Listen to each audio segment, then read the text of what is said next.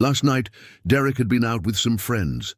They'd gone to a bar and then to a club, and he'd danced with a girl named Jules, even though he knew that the only reason she was dancing with him was to get close to his friend Mark.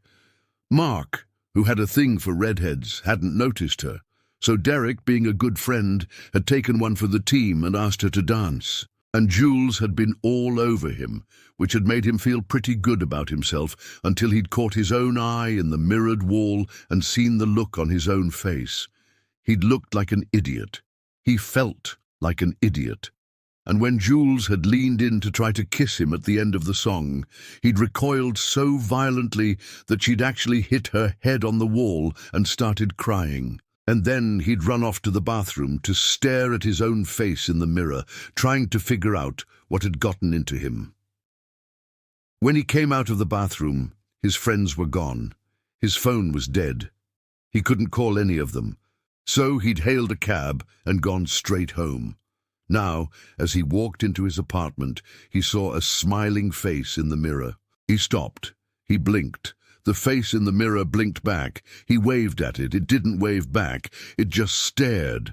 And now, the next day, his girlfriend was sitting on the edge of his bed, looking at him like he was an alien.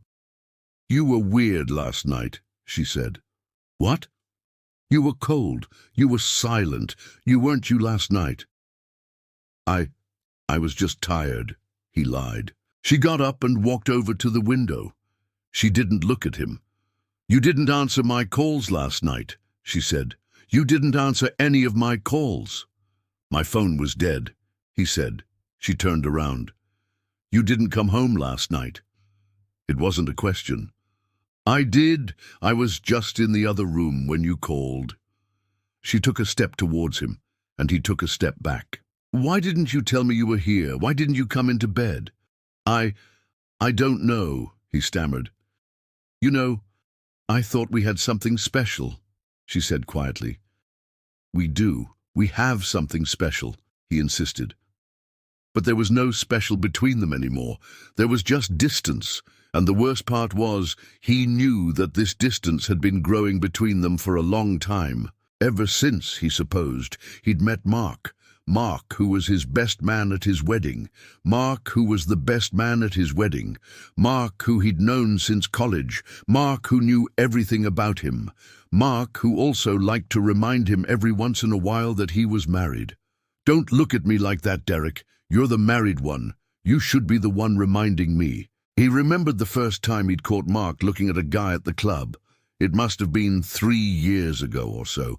He was with Mark and a couple of their other friends at this new club downtown. The music was pounding, the lights were flashing, the place was packed, and Derek had gone to the bar to get everyone a drink. When he turned around, he'd seen Mark staring at some guy across the room. He'd shrugged at him and smiled.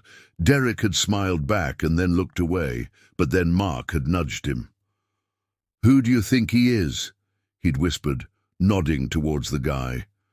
Derek had followed his gaze and tried not to roll his eyes. "I don't know," he said. "Some guy at a club."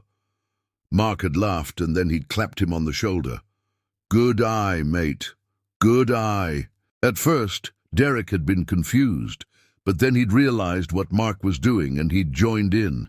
They'd both laughed, and then Mark had said, "Got any other tricks up your sleeve, Derek?" He'd been smiling, but his eyes had been serious. And Derek had thought, "Shit, Mark thinks I'm gay." Then they'd all started dancing, and Derek had found himself laughing and twirling and generally having a great time until he'd looked across the room and seen Mark watching him with that same serious look in his eye. And he'd known that Mark wasn't thinking, "Oh, Derek's such a hoot." He was thinking, "Who's that guy with Derek?" And Derek had smiled and pulled him closer. "Don't worry," he'd whispered. "It's just me."